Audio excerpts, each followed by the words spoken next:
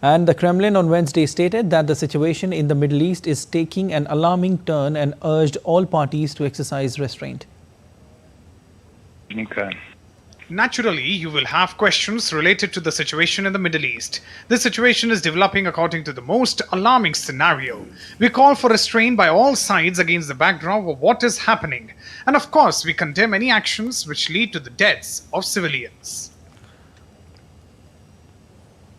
And DD India correspondent Jessica Taneja joins us live to give us more details on this. Jessica, given the current hostilities, is it likely that Iran will retaliate?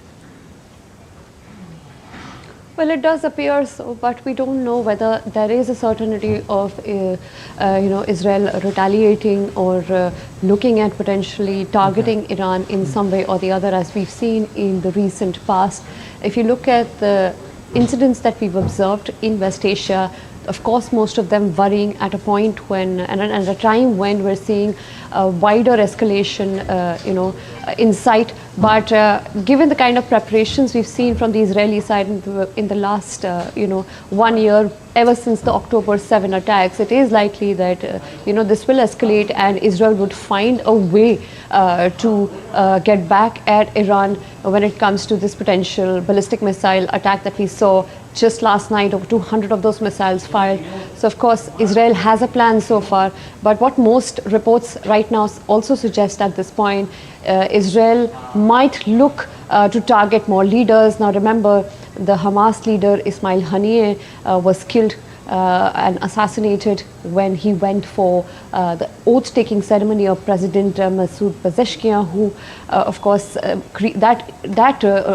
stoked some sort of, a fear into the leadership of Iran as to the recent events and the escalations that went on after that. And given the fact that Israel is looking at possibly targeting the nuclear facilities or to set off what the nuclear weapons program had picked up for so many years, whether it's cyber warfare or maybe even going into Iran.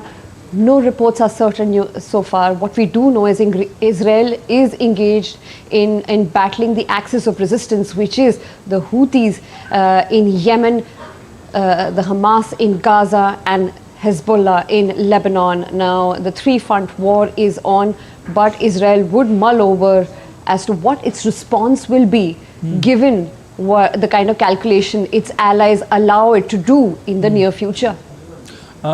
Jessica, looking at the current situation, how big is the fear of wider escalation?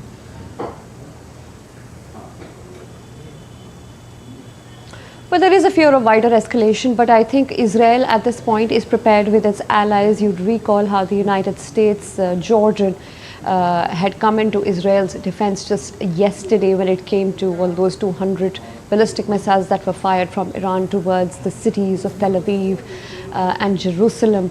And Israel was more or less prepared, but when it comes to wider escalation, this certainly is not resting well with the other nations in the region.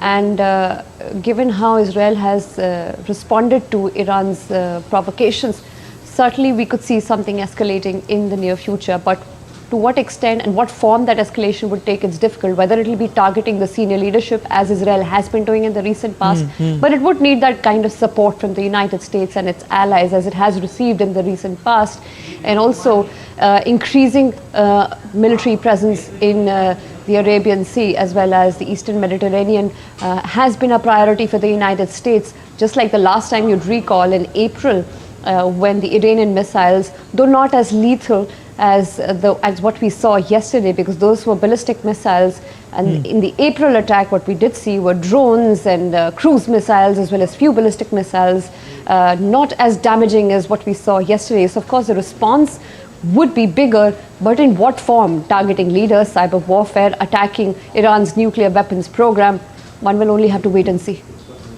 All right, we leave it there. Thank you so much for joining in.